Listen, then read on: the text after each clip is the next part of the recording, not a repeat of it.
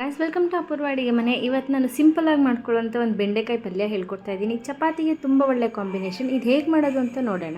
ಮೊದಲು ಒಂದು ಬಾಣಲೆಗೆ 1 ಟೀ ಸ್ಪೂನಷ್ಟು ಎಣ್ಣೆ ಹಾಕ್ಕೊಂಡು ಬೆಂಡೆಕಾಯಿನ ನಾನು ತೊಳ್ಕೊಂಡು ಈ ಥರ ಉದುದಾಗಿ ಹೆಚ್ಚಿಬಿಟ್ಟು ತೊಗೊಂಡಿದ್ದೀನಿ.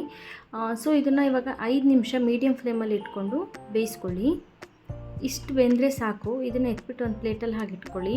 ಅದೇ ಪ್ಯಾನ್ಗೆ 2 ಟೇಬಲ್ ಸ್ಪೂನಷ್ಟು ಎಣ್ಣೆ ಹಾಕಿಬಿಟ್ಟು 1 ಟೀ ಸ್ಪೂನಷ್ಟು ಸಾಸಿವೆ, 1 ಟೀ ಸ್ಪೂನಷ್ಟು ಜೀರಿಗೆ, ಸಾಸಿವೆ ಮತ್ತು ಜೀರಿಗೆ ಸ್ವಲ್ಪ ಚಟಪಟ ಅಂತ ಸಿಡಿದ ಮೇಲೆ ಅದಕ್ಕೆ ಕರಿಬೇವಿನ ಸೊಪ್ಪನ್ನ ನಾನು ಹಾಕೋತಾ ಇದ್ದೀನಿ.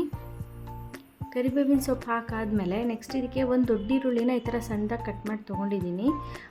ನೆಕ್ಸ್ಟು ಸ್ವಲ್ಪ ಈರುಳ್ಳಿ ಮೆತ್ತಗಾಗಬೇಕು ನೋಡಿ. ಇಷ್ಟು ಮೆತ್ತಗಾದ್ಮೇಲೆ ಇದಕ್ಕೆ ಒಂದು ಟೊಮ್ಯಾಟೊ ಹಣ್ಣನ್ನು ತೊಗೊಂಡಿದ್ದೀನಿ.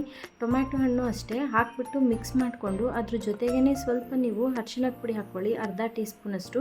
ಆವಾಗ ಬೇಗ ಬೇಯುತ್ತೆ ಟೊಮ್ಯಾಟೊ ನೋಡಿ. ಟೊಮ್ಯಾಟೊ ಬೆಂದ ಮೇಲೆ ಇದಕ್ಕೆ 1 ಟೀ ಸ್ಪೂನಷ್ಟು ಜೀರಿಗೆ ಪುಡಿ, 1 ಟೀ ಸ್ಪೂನಷ್ಟು ಧನಿಯಾ ಪುಡಿ ಮತ್ತು 1 ಟೀ ಸ್ಪೂನಷ್ಟು ಖಾರದ ಪುಡಿ ನೀವು ಸ್ವಲ್ಪ ಹೆಚ್ಚು ಕಮ್ಮಿ ಮಾಡ್ಕೋಬೋದು. ಇದಿಷ್ಟು ಹಾಕುವಾಗ ಗ್ಯಾಸ್ ಫ್ಲೇಮ್ ಲೋನಲ್ಲಿ ಇಟ್ಕೊಳ್ಳಿ. ಇದಕ್ಕೀಗ 1 ಟೇಬಲ್ ಸ್ಪೂನಷ್ಟು ನೀರು ಹಾಕ್ಕೊಂಡಿದ್ದೀನಿ. ನೀರು ಹಾಕಿದ್ರೆ ಮಸಾಲೆ ಸಿಯೋದಿಲ್ಲ ಮತ್ತು ಟೊಮ್ಯಾಟೊ ಈರುಳ್ಳಿ ಬೇಯೋದಕ್ಕೆ ಈಸಿ ಆಗುತ್ತೆ. ಇದೆಲ್ಲ ಒಂದು ಸತಿ ಬೆಂದಮೇಲೆ ನಾವು ಮೊದಲೇ ಫ್ರೈ ಮಾಡ್ಕೊಂಡಿದ್ದಂಥ ಬೆಂಡೆಕಾಯಿನ ಇದರೊಳಗಡೆ ಹಾಕ್ಕೊಳ್ಳೋಣ. ಎಣ್ಣೆಯಲ್ಲಿ ಒಂದು 2 ನಿಮಿಷ ಬೆಂಡೆಕಾಯಿ ಬೆಂದ ಮೇಲೆ ಅರ್ಧ ಲೋಟದಷ್ಟು ನೀರು ಹಾಕ್ಕೊಂಡು ರುಚಿಗೆ ನೋಡಿಬಿಟ್ಟು ಎಷ್ಟು ಉಪ್ಪು ಹಾಕ್ಕೊಳ್ಳಿ. ಉಪ್ಪು ಹಾಕ್ಕೊಂಡು ನೆಕ್ಸ್ಟ್ ಇದಕ್ಕೆ 1 ಟೇಬಲ್ ಸ್ಪೂನಷ್ಟು ನಾನು ಹಸಿ ಕಾಯಿ ತುರಿ ತೊಗೊಂಡಿದ್ದೀನಿ. ಇದಿಷ್ಟನ್ನು ಹಾಕ್ಕೊಂಡು ಒಂದು ಸತಿ ನೀಟಾಗಿ ಮಿಕ್ಸ್ ಮಾಡಿ ಕ್ಲೋಸ್ ಮಾಡಿಬಿಟ್ಟು ನೀವು ಮೀಡಿಯಮ್ ಫ್ಲೇಮಲ್ಲಿ ಇಟ್ಬಿಟ್ಟು 10 ನಿಮಿಷ ಇದನ್ನು ಬೇಯಿಸ್ಕೊಳ್ಳಿ. 10 ನಿಮಿಷ ಆದಮೇಲೆ ನೋಡಿ ಎಲ್ಲ ಚೆನ್ನಾಗಿ ಬೆಂದಿದೆ.